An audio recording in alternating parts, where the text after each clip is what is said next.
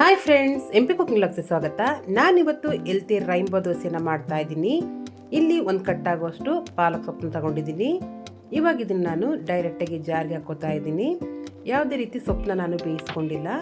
ಈ ರೀತಿ ಡೈರೆಕ್ಟಾಗಿ ನಾನು ಜಾರ್ಗೆ ಹಾಕ್ಕೊಂಡಿದ್ದೀನಿ. ಇವಾಗ ಇದಕ್ಕೆ ಸ್ವಲ್ಪ ನೀರು ಹಾಕೋತಾ ಇದ್ದೀನಿ. ನೀರು ಹಾಕ್ಕೊಂಡು ಈ ರೀತಿ ನಾನು ರುಬ್ಬಿಟ್ಕೊಂಡಿದ್ದೀನಿ. ಇವಾಗ ನಾನು ರುಬ್ಬಿರೋಂತಹ ದೋಸೆ ಹಿಟ್ಟನ್ನು ತಗೊಂಡಿದ್ದೀನಿ.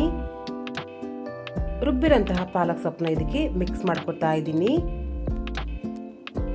ಈ ರೀತಿ ದೋಸೆ ಅದಕ್ಕೆ ರೆಡಿ ಮಾಡಿಟ್ಕೊಂಡಿದ್ದೀನಿ. ಮತ್ತೆ ಅದೇ ಜಾರ್ಗೆ ಕಟ್ ಮಾಡಿರಂತಹ ಬೀಟ್ರೂಟ್ನ ಸೇರಿಸ್ಕೊತಾ ಇದ್ದೀನಿ. ಇದಕ್ಕೂ ಕೂಡ ಸ್ವಲ್ಪ ನೀರು ಹಾಕೋತಾ ಇದ್ದೀನಿ. ಈ ರೀತಿ ನೀರು ಹಾಕ್ಕೊಂಡು ಈ ರೀತಿ ನುಣ್ಣಗೆ ರುಬ್ಕೊಂಡಿದ್ದೀನಿ. ಇದನ್ನು ಕೂಡ ದೋಸೆ ಹಿಟ್ಟಿಗೆ ಮಿಕ್ಸ್ ಮಾಡ್ಕೊತಾ ಇದ್ದೀನಿ.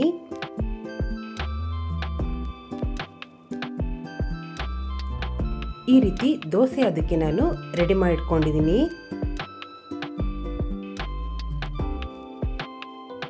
ಮತ್ತೆ ನಾನು ದೋಸೆ ಹಿಟ್ಟನ್ನ ತಗೊಂಡಿದ್ದೀನಿ. ಇವಾಗ ಇದಕ್ಕೆ ಅರಿಶಿನ ಪುಡಿನೂ ಕೂಡ ಮಿಕ್ಸ್ ಮಾಡ್ಕೊಂಡಿದ್ದೀನಿ. ಅದನ್ನು ಕೂಡ ದೋಸೆ ಅದಕ್ಕೆ ನಾನು ರೆಡಿ ಮಾಡಿಟ್ಕೊಂಡಿದ್ದೀನಿ. ಒಲೆ ಮೇಲೆ ಪ್ಯಾನ್ ಇಟ್ಕೊಂಡಿದ್ದೀನಿ. ಅದು ಕೂಡ ಬಿಸಿಯಾಗಿದೆ. ಇವಾಗ ಇದಕ್ಕೆ ರೆಡಿ ಮಾಡ್ಕೊಂಡಿರಂತಹ ದೋಸೆ ಹಿಟ್ಟನ್ನ ಹಾಕೋತಾ ಇದ್ದೀನಿ. ಈ ರೀತಿ ನಾನು ಎಷ್ಟಾಗಲ ಬೇಕು ಅಷ್ಟಾಗಲ ನಾನು ದೋಸೆ ಮಾಡ್ಕೋತಾ ಇದ್ದೀನಿ. ಇವಾಗ ಇದ್ರ ಮೇಲೆ ಸ್ವಲ್ಪ ಎಣ್ಣೆನೂ ಕೂಡ ಹಾಕೋತಾ ಇದ್ದೀನಿ. ನೀವು ಬೇಕಿದ್ರೆ ತುಪ್ಪನೂ ಕೂಡ ಹಾಕೋಬಹುದು. ಇವಾಗ ಇದ್ರ ಮೇಲೆ ಮುಚ್ಚಳನ್ನು ಕೂಡ ಮುಚ್ತಾ ಇದ್ದೀನಿ. ಈ ರೀತಿ ಮಾಡೋದ್ರಿಂದ ದೋಸೆ ಕೂಡ ಚೆನ್ನಾಗಿ ಬೇಯುತ್ತೆ. ಇವಾಗ ಮುಚ್ಚಳನ್ನು ಕೂಡ ತೆಗಿತಾ ಇದ್ದೀನಿ. ನೀವೇ ನೋಡ್ಬೋದು ಯಾವ ರೀತಿ ಕಲರ್ಫುಲ್ ಅಂಡ್ ಪರ್ಫೆಕ್ಟ್ ಆಗಿ ಬಂದಿದೆ ಅಂತ.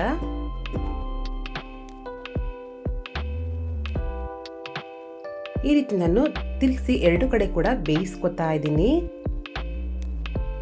ಫೈನಲ್ ಆಗಿ ಈ ದೋಸೆ ರೆಡಿ ಆಯಿತು. ಮತ್ತೆ ನಾನು ಎರಡನೇ ದೋಸೆ ಮಾಡ್ಕೋತಾ ಇದ್ದೀನಿ. ಇದನ್ನು ಕೂಡ ನನಗೆ ಎಷ್ಟಾಗಲ ಬೇಕು ಅಷ್ಟಾಗಲ ದೋಸೆ ಮಾಡ್ಕೋತಾ ಇದ್ದೀನಿ. ಇದ್ರ ಮೇಲೆ ಕೂಡ ಎಣ್ಣೆ ಹಾಕೋತಾ ಇದ್ದೀನಿ. ಇದ್ರ ಮೇಲೆ ಮುಚ್ಚಿಟ್ಟಿದ್ದೀನಿ. ಇದು ಕೂಡ ದೋಸೆ ಚೆನ್ನಾಗಿ ಬೆಂದಿದೆ. ಈ ರೀತಿ ಎರಡು ಕಡೆ ಬೇಯಿಸ್ಕೊತಾ ಇದ್ದೀನಿ. ಫೈನಲ್ ಆಗಿ ಎರಡನೇ ದೋಸೆನೂ ಕೂಡ ರೆಡಿ ಆಯಿತು. ಇವಾಗ ಮೂರನೇ ದೋಸೆ ಮಾಡ್ಕೋತಾ ಇದ್ದೀನಿ. ಈ ರೀತಿ ಎಣ್ಣೆ ಹಾಕ್ಕೊಂಡಿದ್ದೀನಿ. ಇದನ್ನು ಕೂಡ ಮುಚ್ಚಿ ಬೇಯಿಸ್ಕೊತಾ ಇದ್ದೀನಿ. ನೋಡಕ್ಕಂತೂ ತುಂಬಾನೇ ಚೆನ್ನಾಗಿರುತ್ತೆ, ಹಾಗೆ ತಿನ್ನ ಕೂಡ ತುಂಬಾನೇ ಸೂಪರ್ ಆಗಿರುತ್ತೆ. ಈ ರೀತಿ ಬೇಯಿಸ್ಕೊಂಡಿದ್ದೀನಿ. ಇದನ್ನು ಕೂಡ ಎರಡು ಕಡೆ ಬೇಯಿಸ್ಕೊತಾ ಇದ್ದೀನಿ. ಫೈನಲ್ ಆಗಿ ಮೂರನೇ ದೋಸೆ ರೆಡಿ ಆಯಿತು. ಇವಾಗ ನಾಲ್ಕನೇ ದೋಸೆ ಮಾಡ್ಕೋತಾ ಇದ್ದೀನಿ. ಈ ರೀತಿ ಹೆಂಚ್ ಮೇಲೆ ದೋಸೆ ಹಿಟ್ಟನ್ನ ಹಾಕೋತಾ ಇದ್ದೀನಿ. ಇದನ್ನು ಕೂಡ ಈ ರೀತಿ ದೋಸೆ ರೆಡಿ ಮಾಡ್ಕೋತಾ ಇದ್ದೀನಿ. ಮುಚ್ಚಳ ಕೂಡ ತೆಗೆದು ಈ ರೀತಿ ಎರಡು ಕಡೆ ಬೇಯಿಸ್ಕೊತಾ ಇದ್ದೀನಿ. ಈ ರೀತಿ ಇದು ಕೂಡ ರೆಡಿ ಆಯಿತು.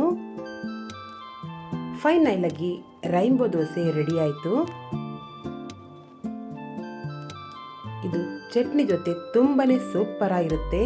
ಹಾಗೆ ಬೆಳಗಿನ ಬ್ರೇಕ್ಫಾಸ್ಟ್ ಇಂದ ಹಿಡಿದು ಲಂಚ್ ವರೆಗೂ ತುಂಬಾನೇ ಸೂಪರ್ ಆಗಿರುತ್ತೆ.